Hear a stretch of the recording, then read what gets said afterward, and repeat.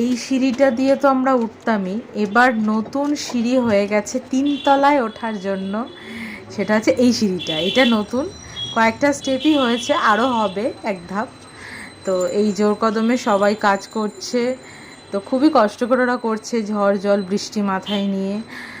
তো আমার এই স্বপ্নের বাড়িটাকে ওরা তৈরি করছে ভালোভাবে, আশা করি ভালোভাবে সব কাজ কমপ্লিট হবে। তো আজকে এই টাই বিমগুলো হবে, তো সেই জন্য ছাদের মধ্যে প্রচুর কাঠ এনেছে ওরা, সমস্ত বাঁশ ফাঁস দিয়ে পুরো ছড়ানো, ছাদে খুব একটা ওঠাও যাচ্ছে না।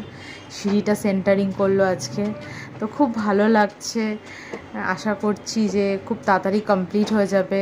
তো আমি অনেক দিন পরই বাড়ির ব্লগটা করলাম, কারণ সময় হচ্ছিল না আজকে, তাই ভাবলাম যে না, কাজে যাওয়ার আগেও মাকে নিয়ে আরেকটু দেখে নিই।